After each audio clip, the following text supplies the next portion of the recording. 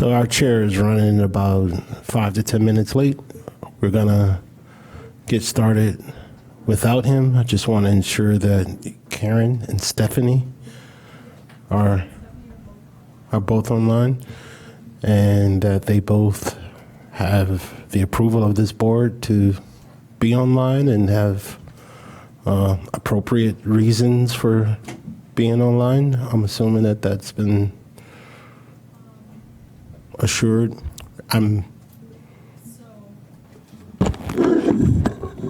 Kristen, yes, is approved. Stephanie, I don't know if you got my email, and sorry to put you on blast right now. Are you traveling for work, sick, caring for family member, family emergency, or something like that?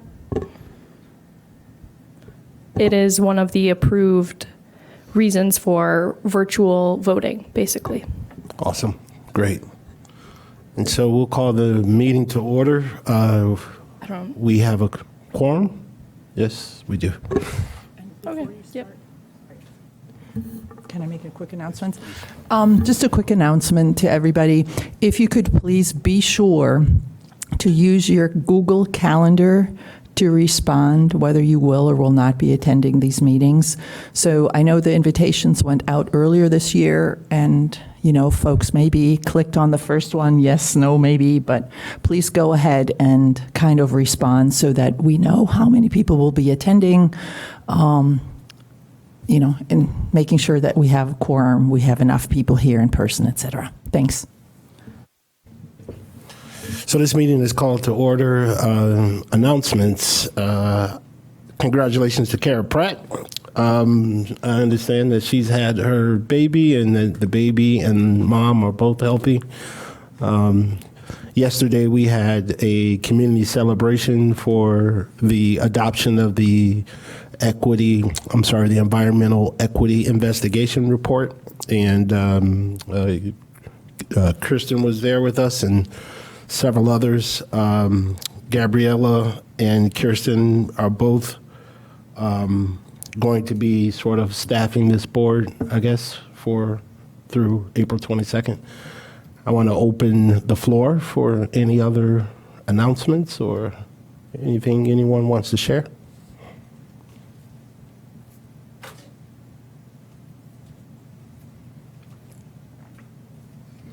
Hearing none, I want to announce that our chair has arrived, so I will let him preside. Where are we at? What do we got done? We are at public comment, and it appears that we have someone here who wants to share a comment. You have the floor, sir. Hi, my name is Eric Passett. I'm the owner of North Shore Apartments and Condos, and I'm also a citizen of Evanston. And I was kind of the biggest, I wouldn't say the biggest, but I was one of the most vocal people opposed to this healthy building ordinance. And I felt that I've been wanting to come here for months and just have been unable to come here. And I saw something in the last minutes that some people thought maybe this, I wouldn't say not practical, but I guess just to speak up about this, we manage apartment buildings in Evanston. Most of them are above 15,000 square feet or whatever the threshold is to fall under this law. And one of the things that was brought up here at the last one was about affordable housing. Well, if this law is actually enacted the way it was thought up, at least the way people were talking about this, throughout. I mean, I came to every single council meeting, every single hearing, probably the most vocal opposed to it, because affordable housing, I feel like would be, I wouldn't say ruined, but would be set way back by the fact if we have to convert all our buildings to electricity, okay, all our buildings are powered by natural gas, all the heating, it's all radiator heat. If we have to then switch over to electric heating, throw away all the radiators, move everybody out of our apartments because we'd have to upgrade all the electric, put in forced air. So now the apartment that would, and we really deal with vintage style buildings that are affordable in Evanston, naturally. You add this part of the law to the, to the whole equation, our apartments are no longer affordable because we have to add about $1 million per building, upgrade the electric, 30 seconds. put all that stuff in. And if I'm the only one thing, I'm just trying to explain myself. So I don't see this being practical at all, really, the way it's being enacted. I don't understand why they didn't ask more people like myself for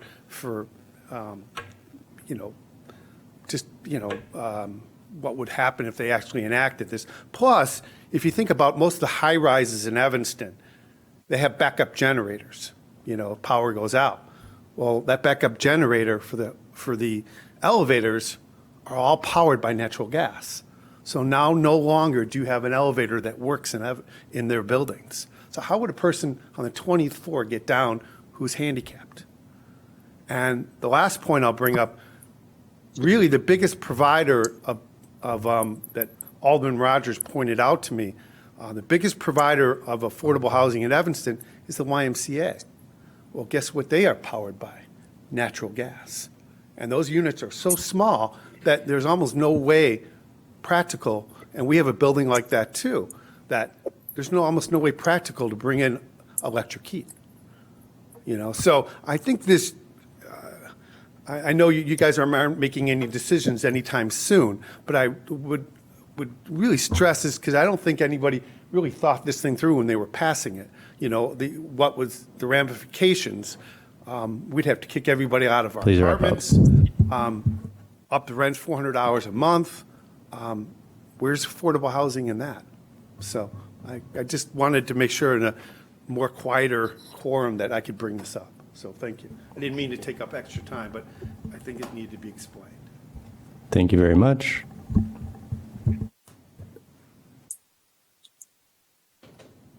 Sorry, I'm a little disorganized having run late. I think the next item on the agenda Ben, would... could you quickly ask if there's online public comment? Oh, sorry. Are there any online public comments?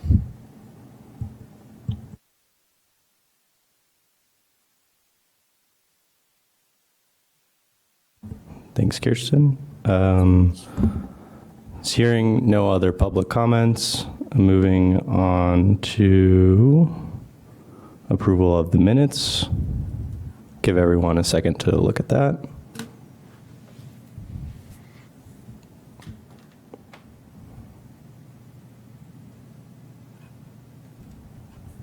Are there any corrections? A motion to approve the minutes.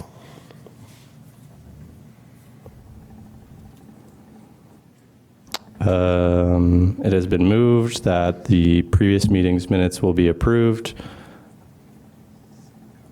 and seconded by Paula. Do I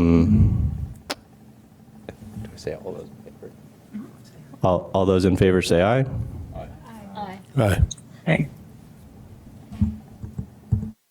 Sorry, before we vote, could we get a motion to approve virtual attendance? We just need to vote on that to make it official. Sorry.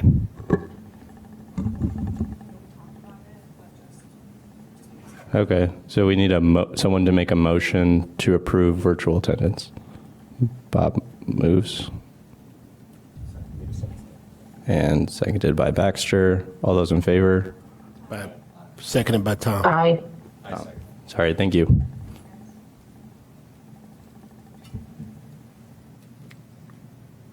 And with that means Stephanie and Kristen, you are both able to participate in discussion and vote on any motions. If you could just raise your hand via the Google Meet, we will get to you. And if we don't, then please just interrupt us. And doesn't look like there's any hands up, so. Thank you. Yep. Okay, now we can move to items for discussion. Just a heads up, we have about 40 minutes for equity priority buildings, about 30 minutes for some discussion on board planning, 10 minutes for a technical committee update, and 10 minutes for a staff update. I'll try my best to keep us to that. So with that being said, let's go ahead and look at the Equity Party Building Goal Statement.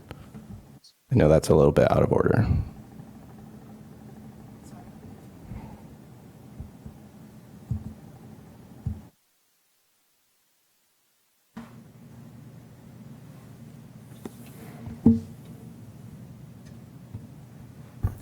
Kirsten, could we enlarge the, yeah, thank you.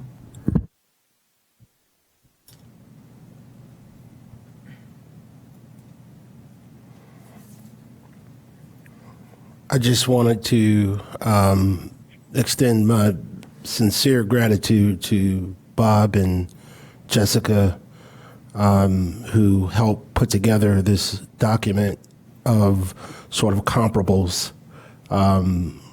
so that we had, I don't know, we had comps so that we could look at what other cities are doing. This is very, very helpful. And it's also hopeful because I kind of feel like we're on the right track. And I look at what other cities are doing. However, it still appears daunting. We'll make it there. I had one question about your research, Bob and Jessica. All right, Baxter, can we start with the goal first? Oh, I'm sorry. I thought we were. Yeah, I would rather start with this. That way we're kind of in alignment. We can vote, check something off our to-do list, and then move into something that's a little bit, that can be guided by what we agree on. Does that sound good? Yeah. Has everyone had time to review the goals? Would Paula or Kristen like to speak to what you did or how you ended up with this?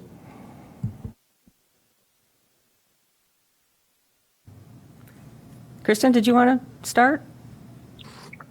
Oh, no, I'm happy to let you do that. Okay.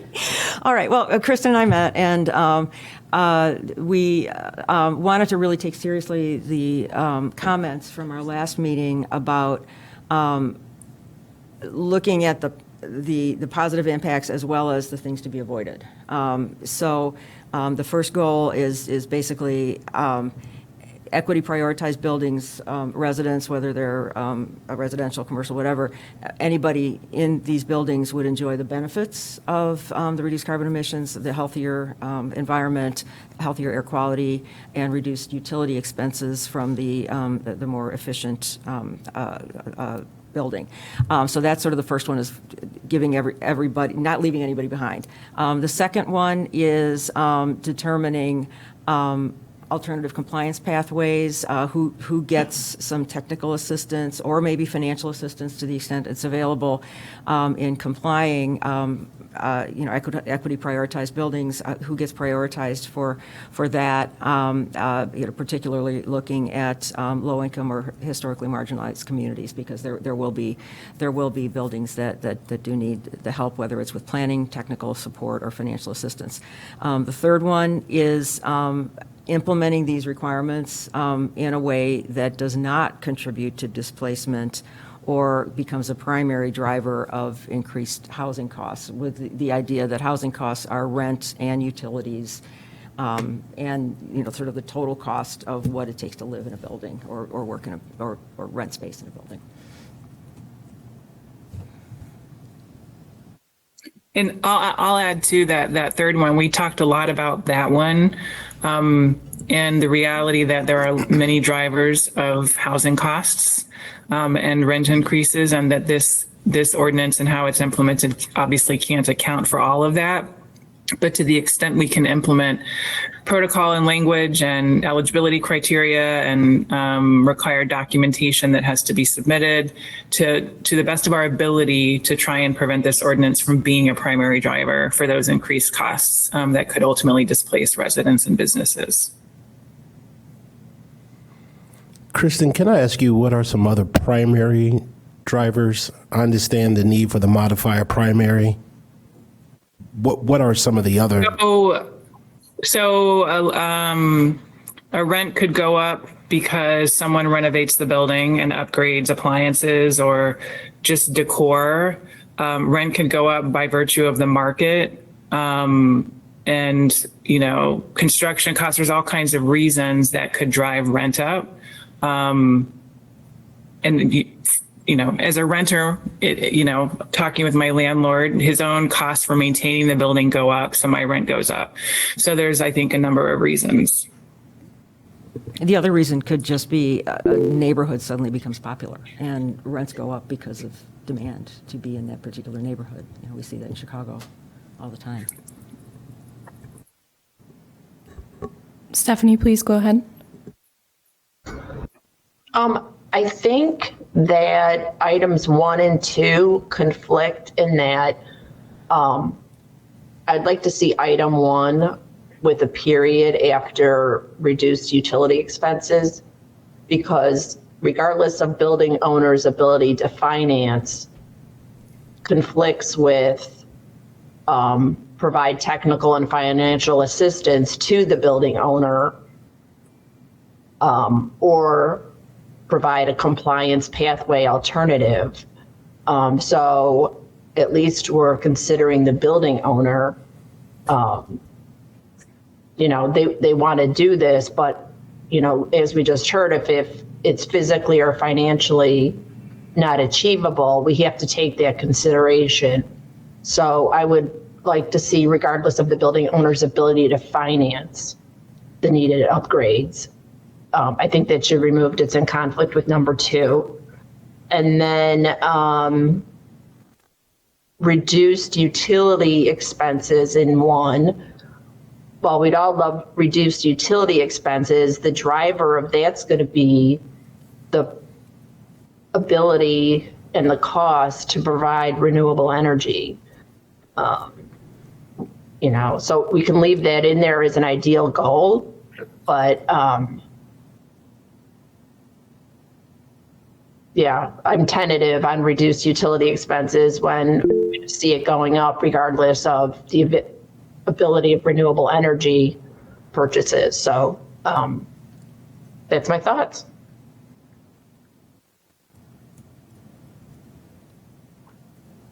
Kristen?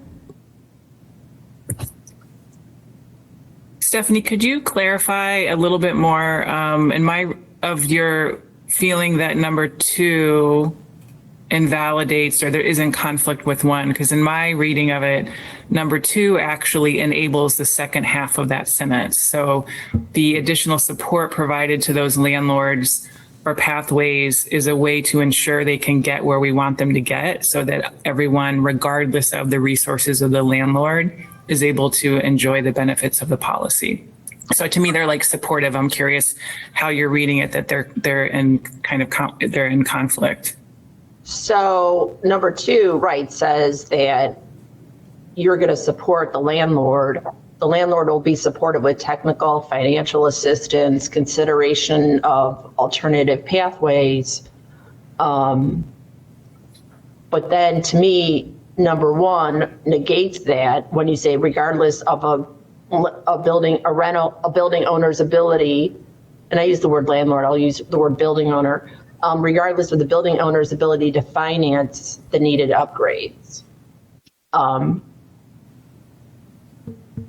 Now I'm putting my building owner hat on and I'm thinking, well, what is it, regardless of the building owner's ability to finance, I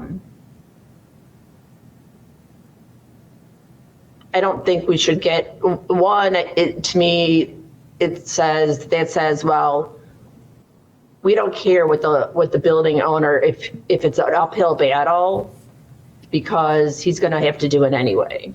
And then, but number 2 says, we're going to, we'll consider alternative compliance pathways.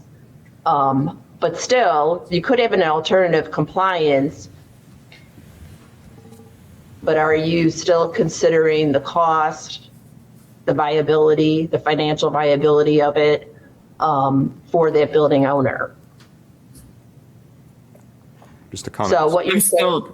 I'm not tracking. You know what else? Where I'm going is so what if there's a huge cost to doing this? Someone says it's going to cost my building $2 million. They show us the bid to do the work, and they said, hey, I need financial assistance on this or something. And then you turn around and go, well, you can go finance that. Well, how are we supposed to tell a building owner how to go get money and the cost of money and stuff like that? So I would just take out that whole, regardless of the building owner's ability to finance the needed upgrades. I don't think we need to be we're already saying, hey, here's this ordinance. Please go ahead and comply. I don't think we need to get in the weeds of money. I think we're regardless of the building owner's ability to finance, is just saying, hey, building owners, you're not going to get around the excuse of not having the money to do it, correct? Yeah. Which is a viable reason. So I think that last clause in number 1 can be interpreted 2 different ways. The first time I read it, I interpreted it the way that Stephanie did, and then I read it again, and I was like, no, this is really setting up number 2. So just for clarity, I don't think the first bullet loses its content if you take out or just change up that final clause, because it can be confusing. I think you can take the wrong impression from it. I think it's opposite of what you meant. Yeah, really, the question is, do we lose anything from the intent of number 1 if we just take that phrase out, starting with the word regardless? Did you have a comment? Well, can I add that the conversation at our last meeting was, I can't remember who brought this up, but when we were talking about how we define an equity prioritized building, and the possibility that, we could go, I'm not saying we will, but we could go down a path where landlords who can't afford to make the changes in buildings that have a high amount of affordable housing, and so we basically give them a pass or an extension. And so we don't want to end up with a policy that leaves those potentially most harmed by climate issues or living in buildings that are the most healthy, staying in buildings that have no upgrades because the landlord can't afford it.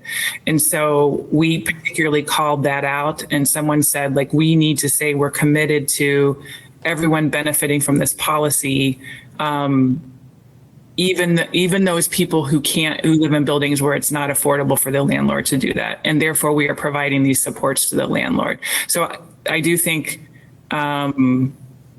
there's something we lose. I mean, maybe it needs to be rewritten, but I think we're trying to get at, like, we don't want to leave out those people who could be most harmed by living in bad air quality because they are living in low cost buildings. So there's something there that I feel like the group last time felt needed to be captured, and perhaps this sentence doesn't capture that effectively. I think the sentence itself prior to regardless is perfectly legible and clear, and its purpose seems really clear to me. I don't know that we lose anything by removing that last clause. I would agree. I feel the same way. I mean, I think if we didn't have that clause, we could still mean the same thing, because we start with the word all, and let's just assume that all really just means all. And then the second goal then clarifies the things that that we all wanted to clarify, that there can be owners with fewer resources, whether financial or technical, then we don't just get into like one or this or that. Like, whatever the constraints might be, we want to help make that happen, because I think there could be other constraints too besides just financial. So in my mind, like, we could lose that part and still be okay.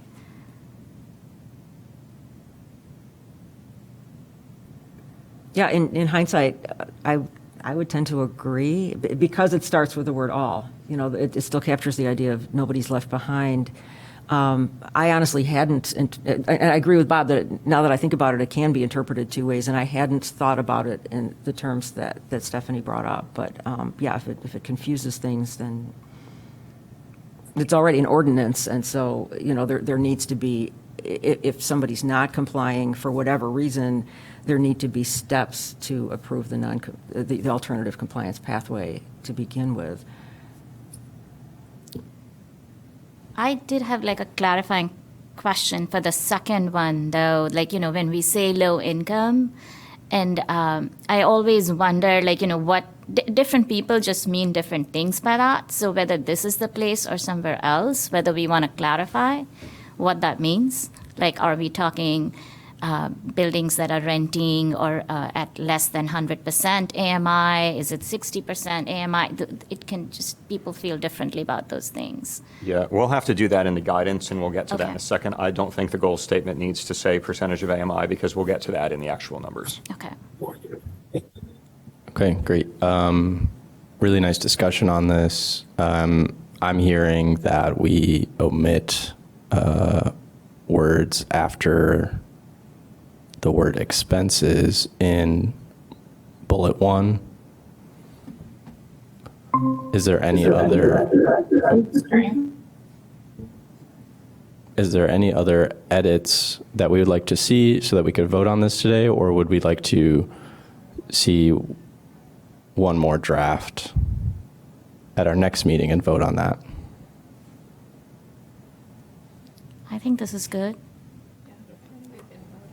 I think for the record, it makes sense to hear from Tom as a building owner and representing that part of the that important component of our business. It's true. It does put a constraint on the building owners, though, for capital expenses on upgrading their HVAC. I'm wondering about, is this going to be implemented into a phased tiered plan? Okay. And exactly what is the timeline on the phase plan? Is it till 2050 or 2050? That's what I assumed. Okay. Yeah, it's a large undertaking for building owners, especially when, that's your kind of, does it drive core business, where they're focusing on maybe leaving Evanston? I don't know. You know what I mean? It's a capital expense.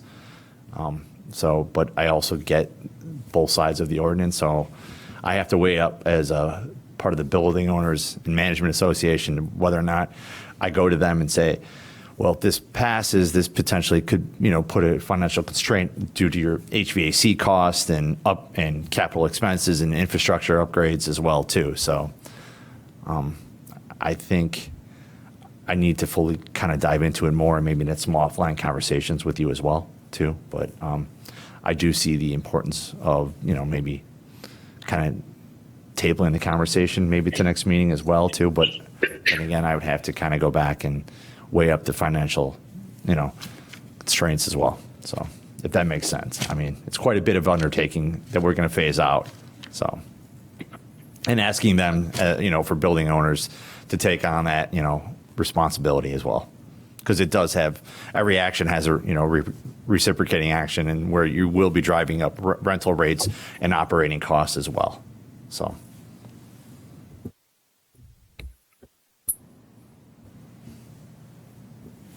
I mean, that's, if you want me to give a final determination on it, at this point, I feel that it needs more kind of clear definitions. To me, it seems very vague and broad.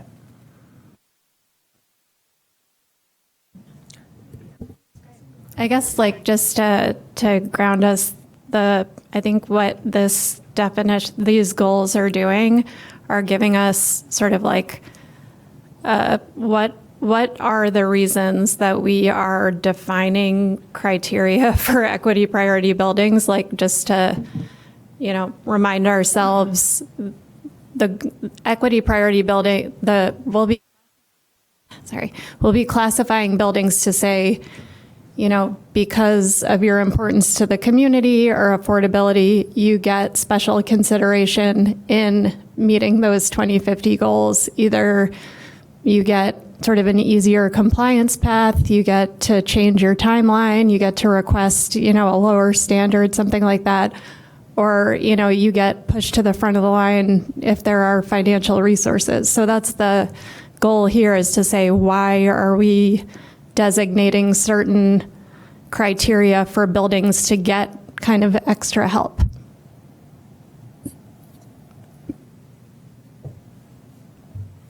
And I think it's also important to remember that these are goal statements, and so goal statements are inherently broad.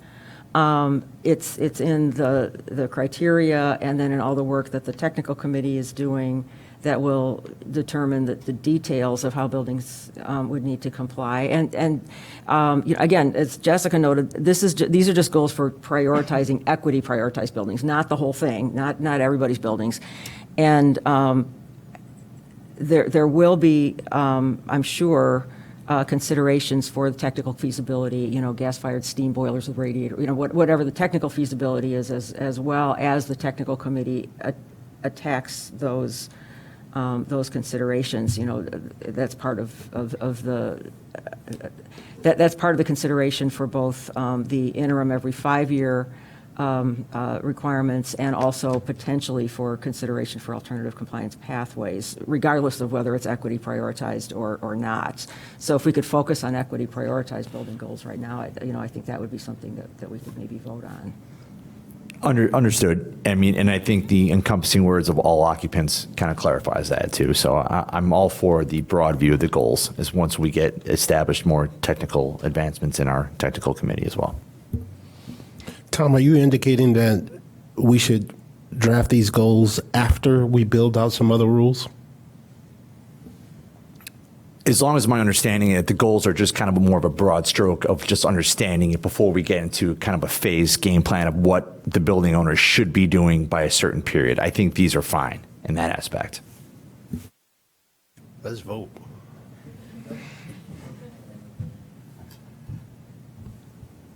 How do we start a vote? Do we need a motion to vote on this?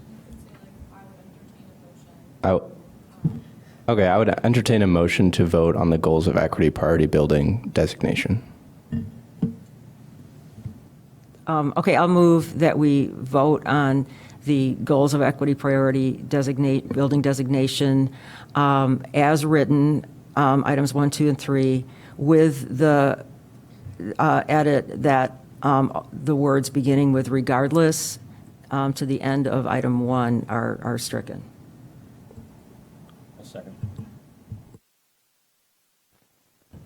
That was seconded by Bob. And so now all those in favor say aye. Aye. Aye. Aye. Aye. Any opposed? Okay. Thank you all for that helpful discussion. Now that we understand what is the point of designating a building as an equity priority building, we can talk about how do we select those buildings. And so, as Baxter was saying, very thankful to Bob and Jessica for going and doing a lot of homework on what are other communities doing? How can we think about this problem? I'll pass it over to them to introduce or share what they would like to share on what they found. Yeah, that sounds great. Maybe we can just each take a minute or two and go through the sections we did and then open it up for questions. So I'm just going to walk through the memo that was in the materials very quickly.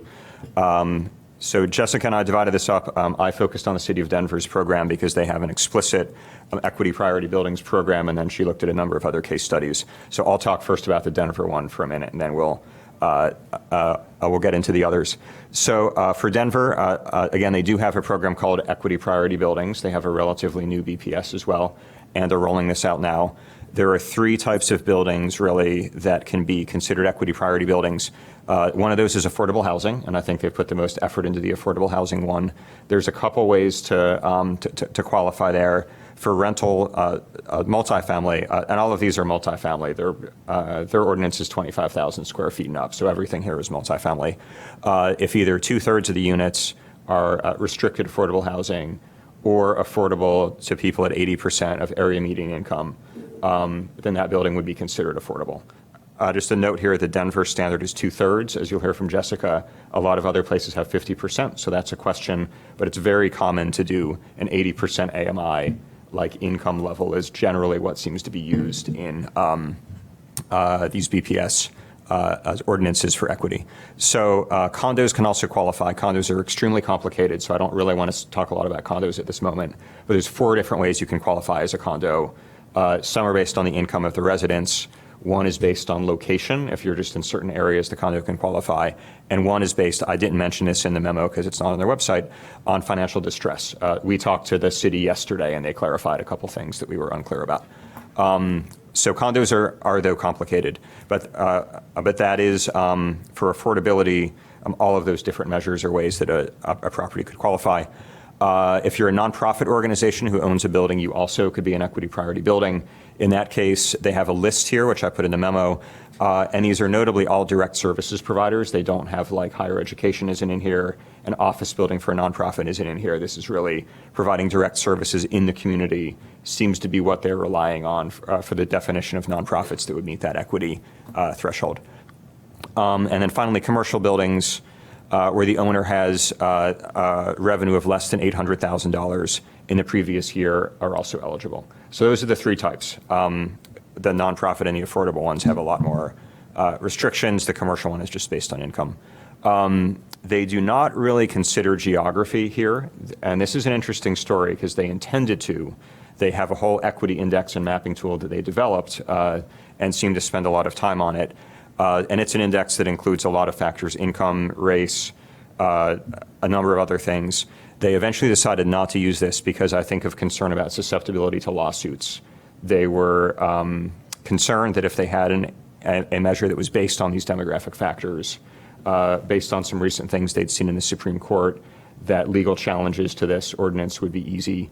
And they ultimately decided to go ahead without that spatial component, which takes the racial element specifically out of it. So it's just affordability across the city, nonprofits across the city, commercial buildings across the city, without regard for geography. The exception being condos in low-income areas would still qualify, but that's just an income thing. So we found that very interesting. It was confusing on their website, and Jessica and I were able to clarify this with them yesterday, that was what they did, that they were intending to use that and ultimately did not. And then beyond that, they have a very simple application process. They think they know who's eligible, but people have to apply, submit certain documentation, and they get certified as an equity priority building. We did not summarize here all the things you get if you're an equity priority building, but we are rounding those up from the city and can talk about those at a future meeting. But there's good stuff. You get financial assistance, technical assistance, all kinds of things. So that's the Denver experience. You want to talk about the others, Jessica?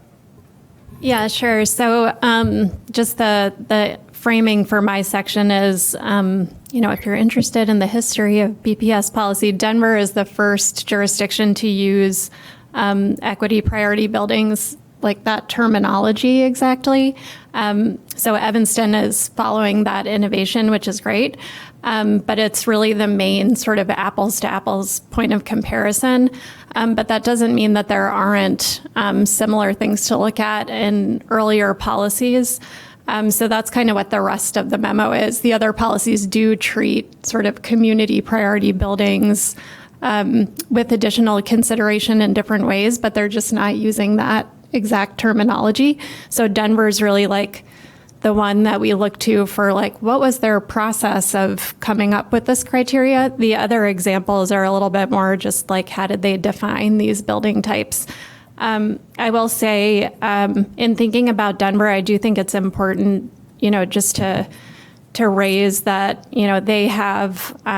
they passed a ballot measure to fund a climate protection fund. They have a huge amount of resources to invest in these buildings.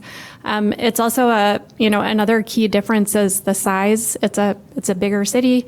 It's a bigger covered buildings list. They've got about 3,000 buildings on their covered buildings list while we have 500. So I just wanted to note that, and, because I think it's important to think about how we structure our recommendations so that we're successful in implementing. We've got sort of a small but mighty city team, and we want to set them up for success. So just kind of keeping in mind, like, what they're doing is great, but it's a different context in a lot of ways. So moving on to the second part of the memo, I looked at, a handful of other BPS policies. It's not exhaustive, and how they defined and treated other similar building types. Bob mentioned, like, we're just looking at eligibility right now, but it was sort of difficult not to include how those definitions translated into how the buildings were sort of being considered differently. So I did include some of that as well. Hopefully it doesn't take us too off track. But one theme across the board, what Bob mentioned is, affordable housing should be given special considerations. I think we heard that in public comment, which I think we all agree with.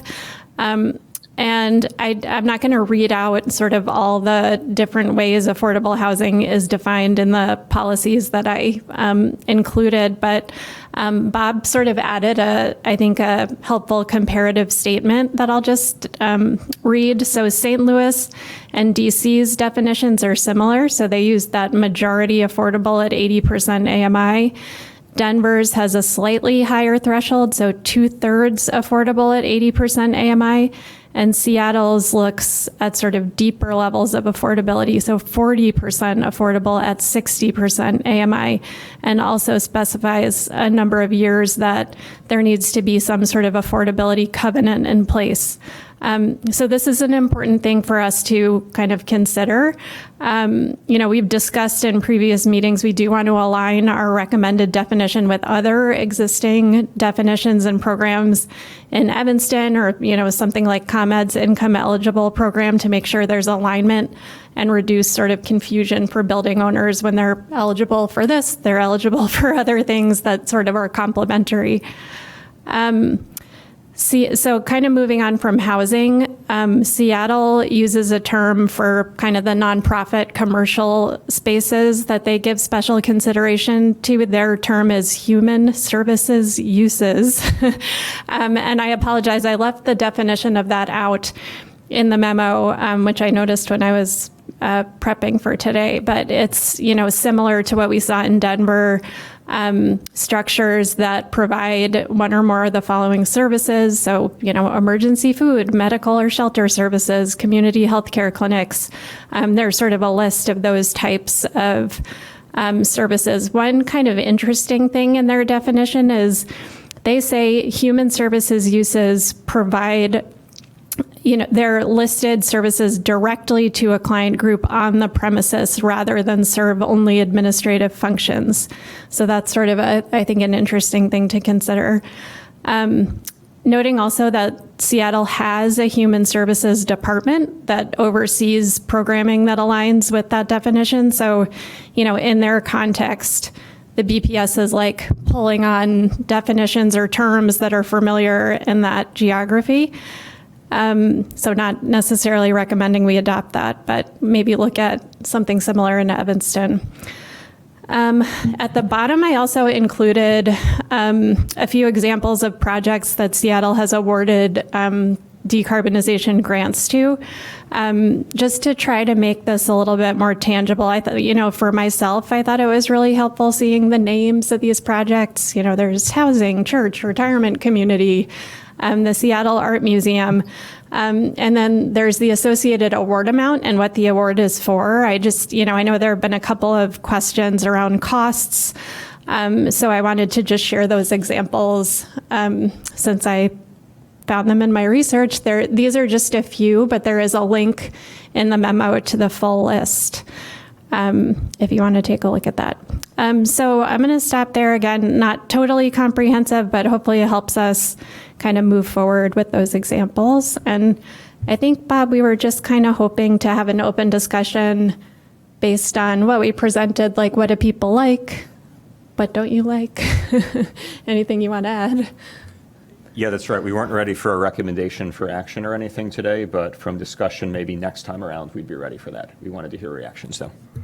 Just want to give everyone an update on time. We had a few other items within Equity Party Building, so we're going to push the TIF and census tract pieces of this conversation to next month. I think the EJ census tract information is now probably different anyway, based on what you found on spatial.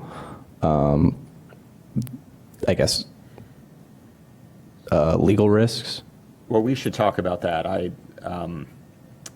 wouldn't want us to not consider that, because another city had made like a decision, I think we should consider whether or not those factors are good here. So.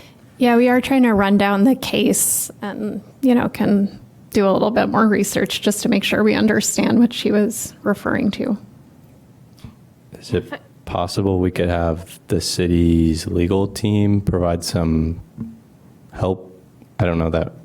I trust you guys, but we might want a lawyer. Yeah, I was going to request that actually, that the legal team take a look at the city's opinion about using race in policymaking right now. So I had a question there. So geography could also mean like environmental justice locations, right? So then that kind of takes race or anything like that out of the picture. A part of that is where there has been more environmental harms have happened in the past. Maybe that is a lens to use if we want to consider geography. I mean, I have a little bit more familiarity with Boston's, and part of what the fines and the penalties, the fund that they would be building through that, they wanted to invest that back in supporting buildings that would be in their environmental justice areas. So I think there is a little bit of nuance there that we could also explore. But also just separately, as I think about that more, I think it's harder, and maybe when we do some analysis and see what buildings are actually covered, if we do want to go that route, because and for the future, I'm thinking, say we do designate buildings within the EJ communities as priority buildings, but if there is a building that is well resourced or owned, market rate building by larger owner, or does that, do we want to give them the benefit of equity priority because of their geographic location, even though they, and as these areas, they evolve, they change. So I was just might be good to think through if our, other criteria are covering the most important things. So those were all the thoughts, a little bit jumbled, but I think it's important to think about the geography, but also think are we already covering what we really care about through other means? Yeah. Do we want to jump into geography now, or talk first about reactions to our memo, and then we can get into geography? Kristen has a hand up, so I think whatever you decide after she makes her comment. Thanks. I'm happy to jump into whatever topic, but I just wanted to respond generally. I think this is really good research, and I appreciate the team putting that together. I think the one thing I really hope we can do is really even maybe devote an entire meeting to diving into affordability, and perhaps having some of the team or the staff in the city who are working on the strategic housing plan and doing all that research and come in and educate us. Because I think it's not just about affordability for low income renters. It's also in Evanston, because we have a lot of missing middle housing. The data they did in the strategic housing plan shows us, which is consistent in other communities, that a lot of middle income families are renting down market because there's either not enough inventory or other constraints, even potentially financial, for renting up at a higher level. So it's important for us to protect affordable rents as defined by either 60% or 80% of AMI, but there's also market level rents that are affordable to middle income families. And by not being thoughtful about the potential impact of the investment to upgrade systems as illuminated in that chart, it's not insignificant. These are pretty significant expenses. I think we definitively want to protect low income and preserve low income or affordable units, but also think about the unintended consequences for those that are at market rate, and to not reinforce the trend in Evanston of middle income families putting further pressure down market on affordable units. So I think it would be helpful to bring in some of those people really specializing in that research in the city to really help us understand what are we talking about, a lot of the stuff you had in the research was about the volume of affordability in a building, and do we have that research in Evanston?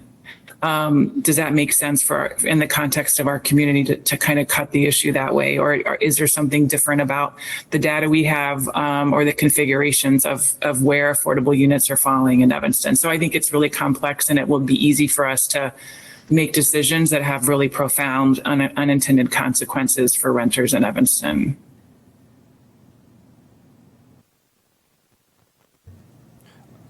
So I'll just direct that I totally agree with that. I do think it's a big thing, and we should talk about that at greater length. One thing I've also found is that a lot of the good practices around the equity side of BPS involves convening affordable housing owners in the city and getting their perspectives on policies. And so we might want to make that a deliberate thing that we do too. Get more people together than the ones who are here who own affordable housing to get their thoughts on whatever we propose. So I do think providing an avenue for that, whether it's a focus group or two, or a meeting of this group that we invite others to, something like that would be very valuable, I think. We'll do about 5 more minutes for discussion on this topic, and then we need to move into how do we build off this work for next meeting, and then we'll move on to our other topics. So any other kind of like general, like first reaction thoughts, or just open discussion, 5 more minutes. Can I add to our list of requests? I would love to see a presentation or a little bit more on the covered buildings list. Like whatever we have, I think it would be really helpful for the group just to see like how many buildings are we really talking about? Where are the how many affordable rental buildings are there? How many, affordable condos are, and like how many buildings are we even talking about to help us start to think about how we want to set some of these parameters? Because I've found it difficult so far to you can get down these rabbit holes of like the wording of the definition, but if we're only talking about one building, we might not want to spend a lot of time on that. So like just getting a little bit more insight into the actual buildings that we're. I just wanted to say, you guys should you all should have access to that EPB draft list that has information in terms of census tracts and in terms of wards. It's perhaps not all encompassing, but you can filter as you like to kind of see, okay, if I sort by this census tract, how many buildings are there, which buildings are those, et cetera. So you can actually go in and play around a bit. I don't know if that helps you. Yeah. Do you have any, so I've looked at that some. There's some information, but not affordability. You can't really tell if it's a condo or a rental from that. Is there the ability for the city to have someone spend a little more time adding some more meat to that spreadsheet?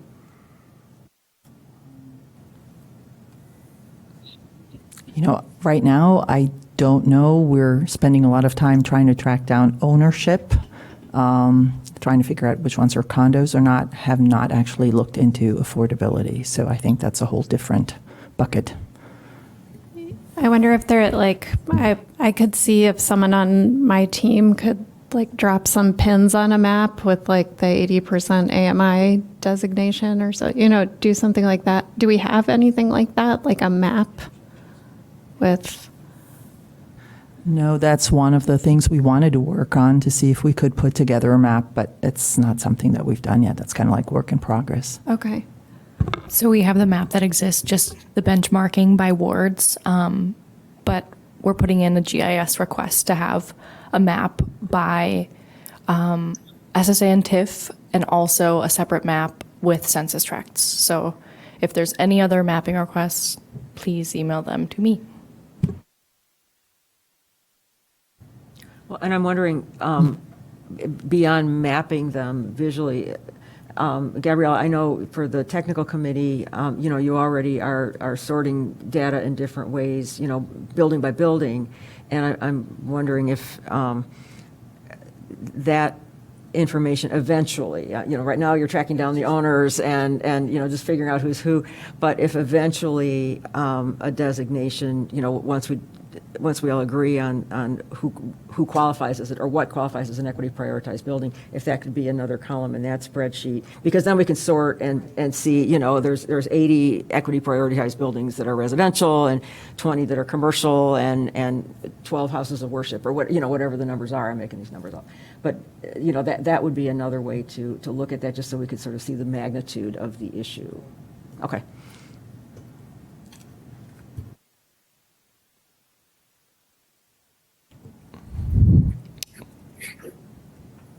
Any other requests on information that you think would potentially the city has and that would help you think about the criteria for an equity priority building?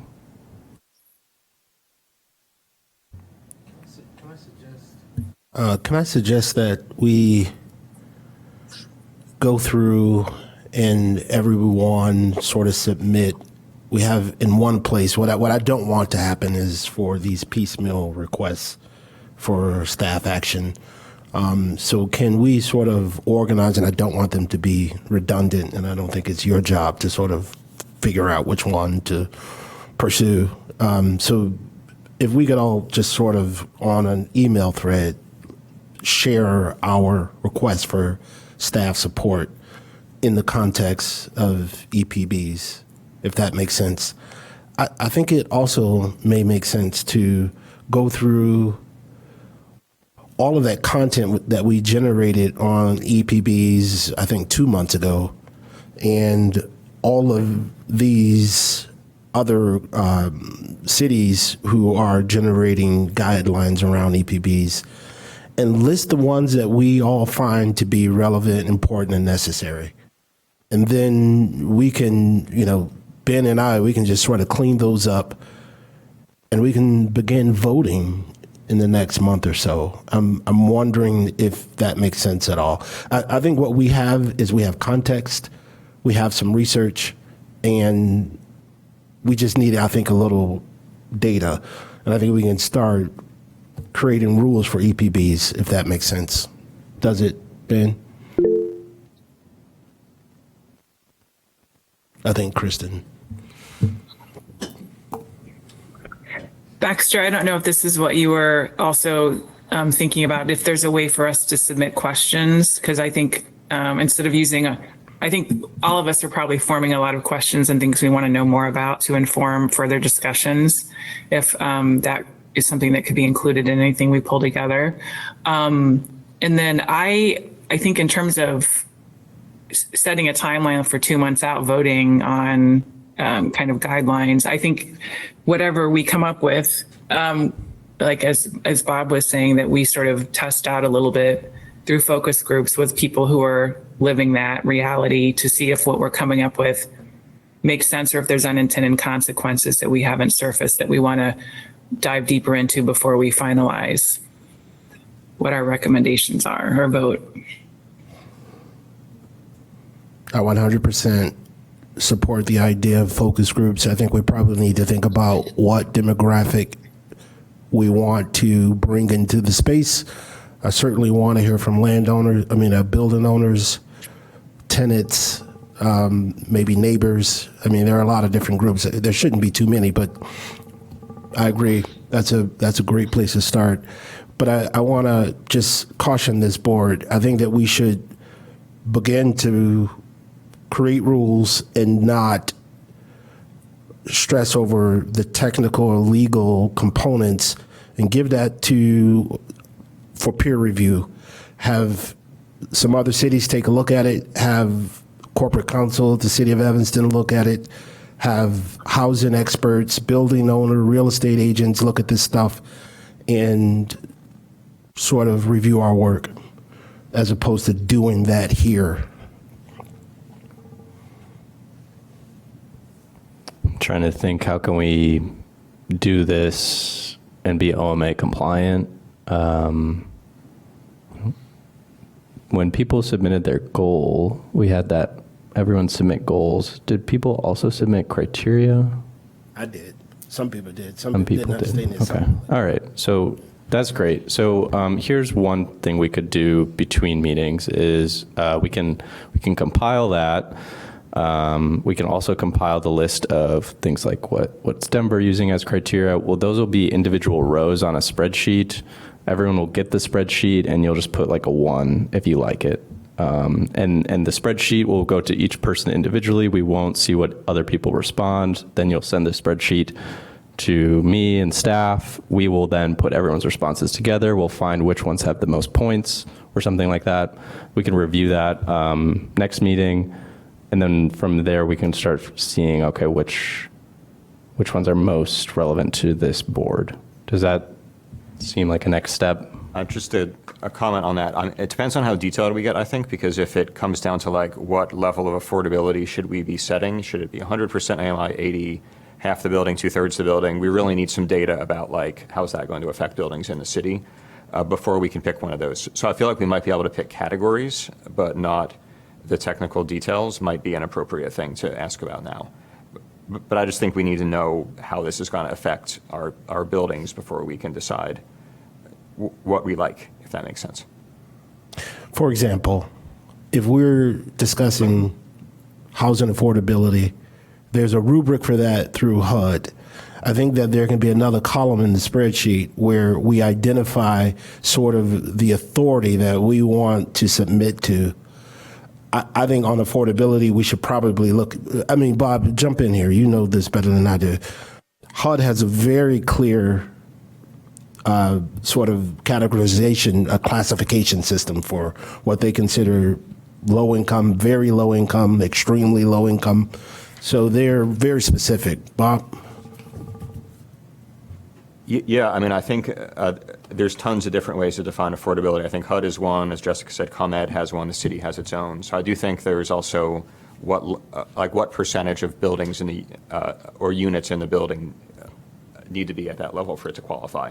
And there's a number of different things we've seen from different cities. There's not like a one consistent way to do it. So I think even if we can pretty quickly decide, like, here's what affordability means at the unit level, there's still how you apply this across the building and how many units in the building have to be at that level, which I would like to know where Evanston currently stands before we make decisions about this, so that we don't accidentally make a define affordability in a way that only includes one building in the city or includes 1,000 buildings in the city. We need to know what's here, I think, before we can.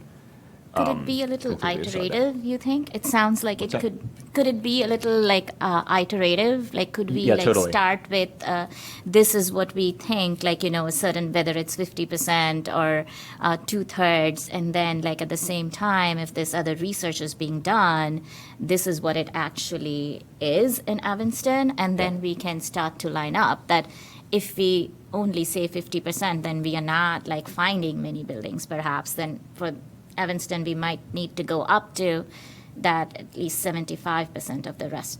I'm making this stuff up, but I just feel like to not lose the progress that we've made in these discussions, to perhaps start ranking our preferences so that we don't forget all this good discussion and where we are headed, and then have it more informed by the research before we finalize everything.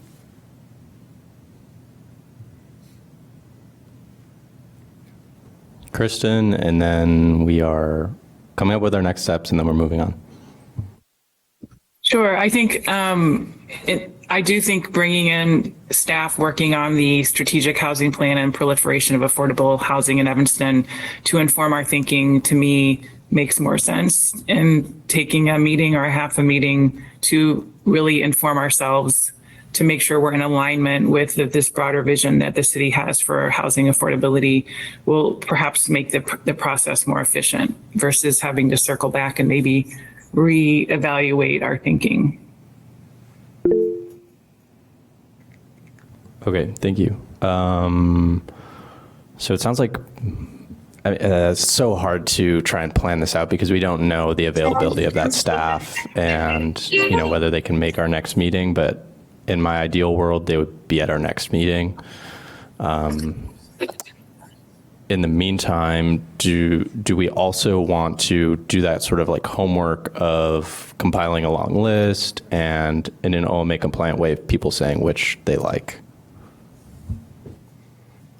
I second that. I think Okay. we should. Great. I don't want to volunteer, Bob and Jessica, but you have done background already. I'm happy to support. I think we can only have 2 people work on a piece of homework.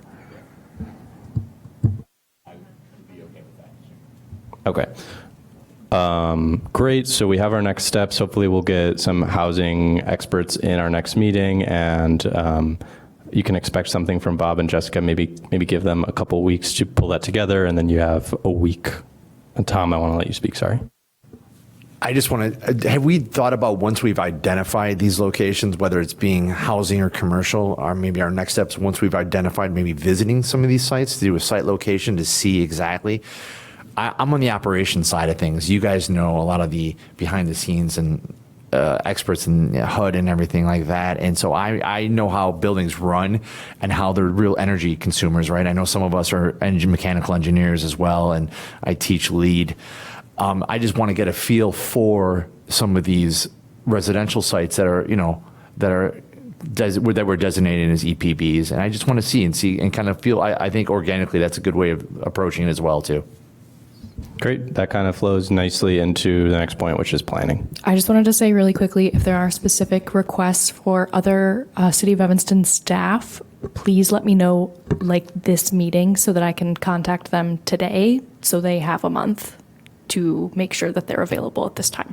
Okay. I know there was potentially a request for Corporation Council to review that I've got, but if there's anything else, I know there was housing experts mentioned. So if you want community development here to speak to anything like that, just let me know and I'll get the request in. The legal question, I think, could just be an email. I don't think we need somebody here. But the housing thing, I agree. A half-meeting presentation about the strategic housing plan would be great. Yeah. Let's say 20 to 30 minute presentation with 20 to 15 minutes of chatting. What do we think? Yeah. Okay. So the request is an email to the legal counsel on what criteria can we use, a request to community development for a presentation and discussion. There was also some talk about like getting more information on the covered buildings list. Does anyone want to clarify that, what they're expecting, and is that at the next meeting? Well, it sounds like, Kirsten, you're working on the mapping. Yeah, so that's just a request for our GIS colleague, and I don't want to speak for him, but considering that we already have those layers, I don't think that it's a huge lift for him, so I'm hoping that I can have it available, but that's on my to-do list already. So. Okay. Beyond the mapping, I also I think. I'm sorry, go ahead. Let me add that Gabriella did do a list for the technical committee that segregated the building types. So we do actually have that list available. We could clean it up because it has a lot of data in it that we don't really care about on this committee right now.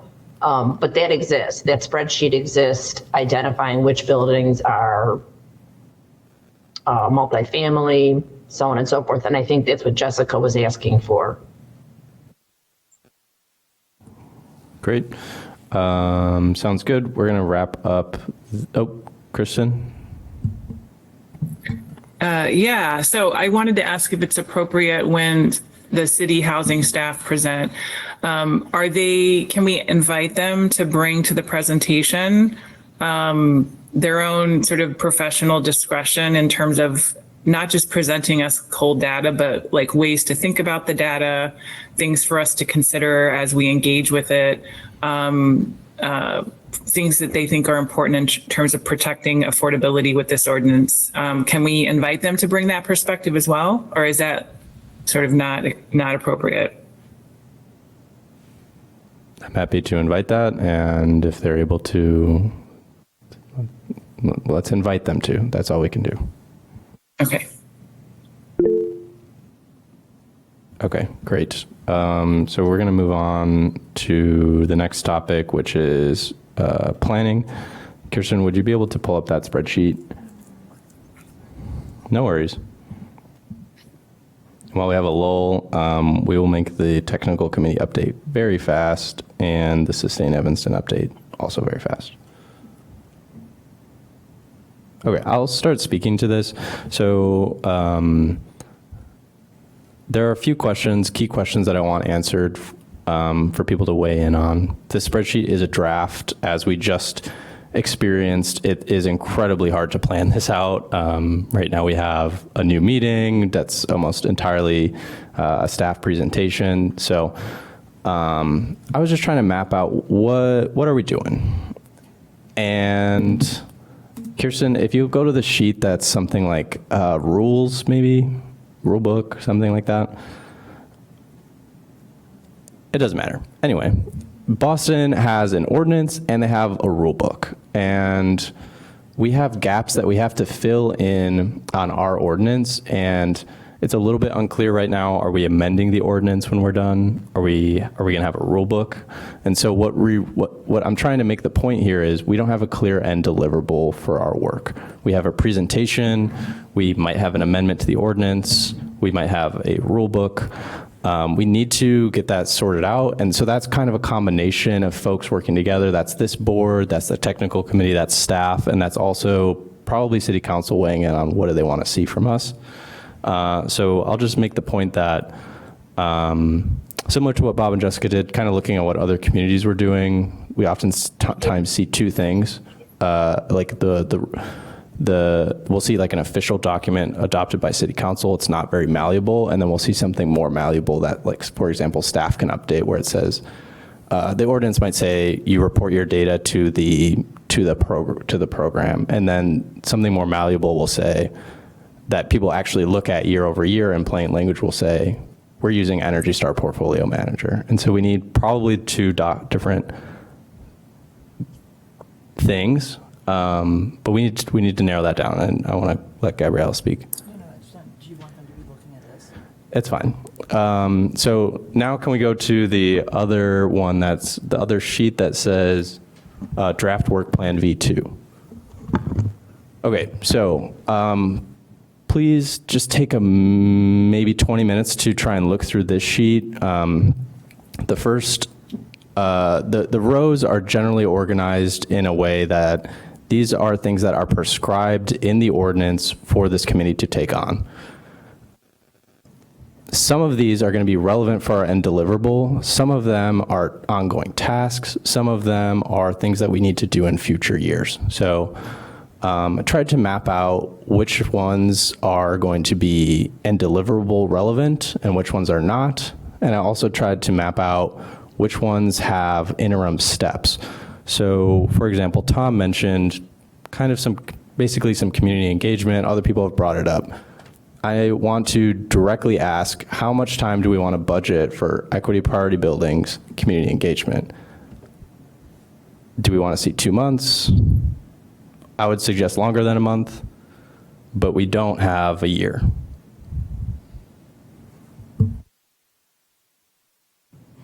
Ben, what do you think that would look like this engagement? Would we be inviting, like, folks to this meeting as focus groups? I'm just trying to understand, if we think through that, maybe it will be easier for at least me to think about how much time.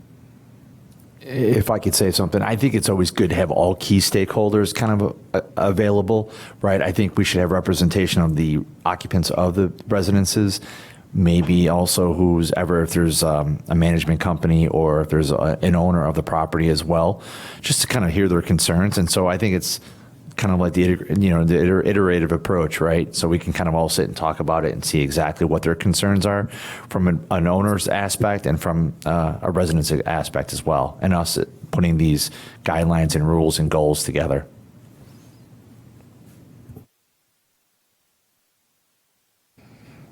I think the first step would be identifying the key stakeholders. Obviously, owners and tenants are critical, but so are business owners, and we probably need to think about that critically. But when you talk about what that engagement looks like, the truth is we've been talking about it the whole time. The focus groups, the site visit that Tom brought up, presentations that we're looking for, from the city and from other experts in the community. I think those are all important outreach activities. And there are others. I think I could come up with a list of 7 or 8. Sure. I'll say some more specifics. I think we do need probably a focus group. We have some members of our community, like Eric, who are very aware of this ordinance and very in tune with their buildings, their portfolio. Those people will be, I think, more ready to participate in something like a focus group. We also need something a little bit broader, maybe a survey that goes out over email and mail. That's a little bit more accessible for those people who can't do something like a focus group. And then we also could maybe have like a special meeting, or maybe only 2 of our members show up for not like a focus group, but more of like an engagement.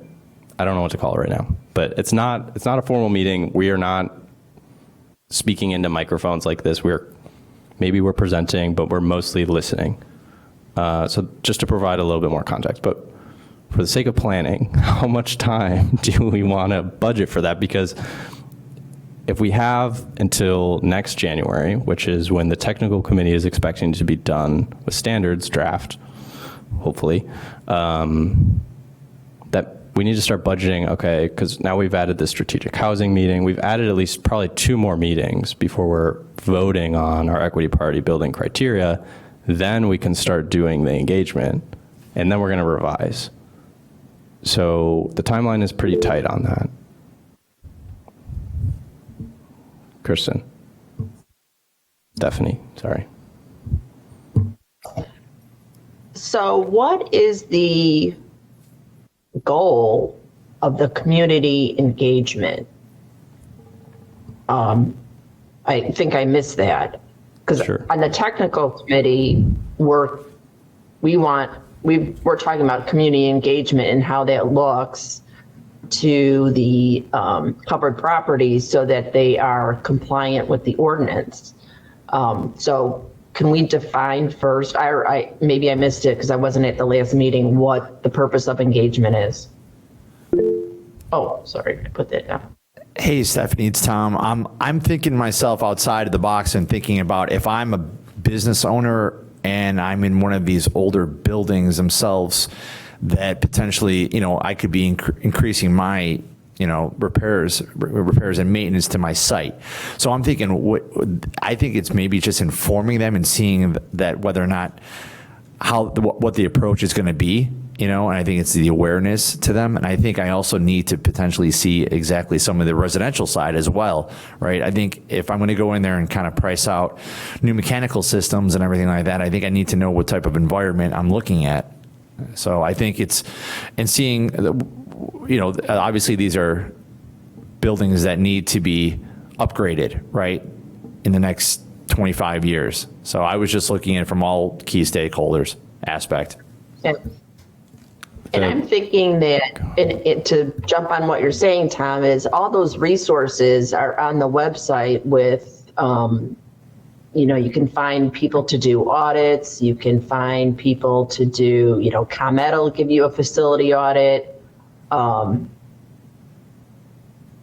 building owners, a lot of that stuff is, exist out there. Maybe we host a meeting or the city helps us put together a couple meetings on a Saturday or a weekday lunch or, to describe or show people what all the resources are that we have to assist them in identifying what can happen with their building and how to go about it. If that's what our goal is. I 100% agree. I think it's the lack of information that, I've seen it before where maybe it just slips through the cracks and it's not on their priority until they get a notice from the city of Evanston where they feel that, oh, wait, we got to really take action and we have to plan this in the next 5 years. We haven't done any of this. So I think it's maybe identifying that these locations, these commercial or residential sites can be informed beforehand and to let them know, like, all right, if this is going to be a plan of attack or something to address, and if we can get a site audit or a facility conditioning assessment or a property conditioning assessment, that these tools and resources are available to them. So that's kind of what I was thinking about.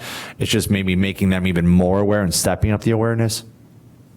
Okay, I'm going to jump in really quick. Sorry, we have to be we got like 5 minutes left if people want to leave on time. The point of equity party building engagement to me is we're coming up with criteria and at a high level proposing what are the benefits of being an equity party building. The community engagement for that is just to go to the community and say, are we missing you? Are you, so like, let's say we said 80% AMI and we go to the community, we're learning about what does that actually look like? And maybe through engagement, we find out actually we need to bring that up or down. It's a vetting process for the criteria to figure out, have we missed someone that we care about? It's also an opportunity for us to learn more about what do these buildings actually need help with. I agree there is engagement on making folks aware of the ordinance, what is the support that exists, what are the synergistic programs, but that's probably a different engagement. So maybe we need more of an all-encompassing engagement plan that covers everyone, equity party buildings, and probably another segment on alternative compliance. And another piece that we need to learn about for equity party buildings and alternative compliance is what is the burden that we're putting on folks for getting that designation, for passing, so, you know, if we said it's related to, just as an example, it's related to race, like how does a building owner collect that information? And when we learn more about like, okay, is that too burdensome of a criteria? Is that something you have? Is that something we have? Is that something you can even legally do or get? That is sort of like the high level point of the engagement on equity party building criteria. I have a recommendation. Maybe what we want to do is come up with sort of a community engagement plan and have some like quarterly engagement where we like align, you know, one of the things that we're responsible for is somewhat regular reporting to city council. So maybe if we align, like we want to check in with like some community members that we've, you know, recruited to help sort of vet what we're working on. We could check in with that group quarterly. It could, you know, on equity priority buildings, on alternative compliance, you know, kind of regularly check in with them on the status of what we're working on. So it's like an ongoing thing through the year. And just to sort of like align it with our responsibility to do this regular reporting to sort of streamline our workload. Like we do some engagement at the end of the first quarter. This is what we've come up with so far. Give us feedback. How does that sound? I'll volunteer to draft a plan. Yeah. The community engagement plan. I'm happy to draft it. I think whatever plan is put together also needs to take into account some of the engagement that the technical committee wants to do so that we're not hitting up some of the same people to attend meetings twice. Because I think there are certain things that are of interest to both committees, and it'll be hard enough to get participation once. Yeah.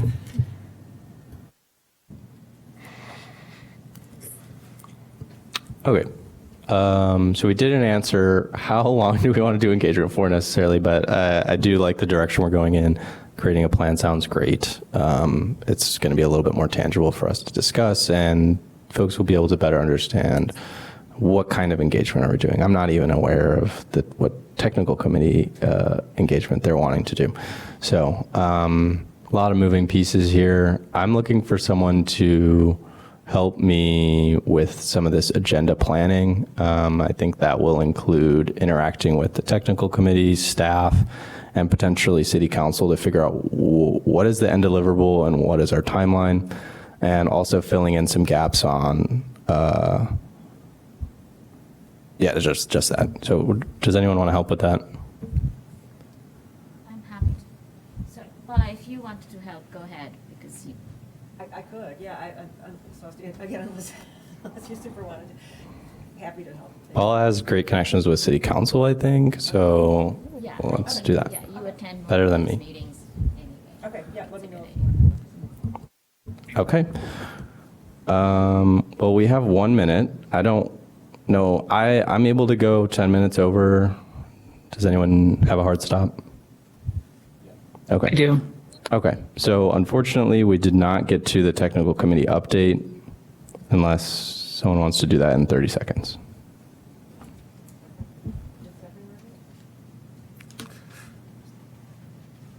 Oh, that would be me if you want me to give you a technical committee update. But to answer the engagement, I think what I'll do is give you, our engagement is ensuring 100% compliance. So there is about, Gabriella, correct me if I'm wrong, about a third of the 500 are not reporting. And, is it because they don't know about it? Is it because they don't want to do it? All that good stuff. Right now, we're also focused on defining the building performance standards, the criteria they need, what they need to meet by 2050, and the interim values that they need to meet going that way. We heard from ComEd about renewable energy and its grid. And so Tom and I we were recently put on the group to focus on renewable energy, what that looks like, what's available. So that's where we're going. We have not talked about our alternative compliance plans yet, and what that might look like. That's Awesome. my 30 seconds. Yeah, thank you very much. So although we have further business for the board, I will entertain a motion to adjourn.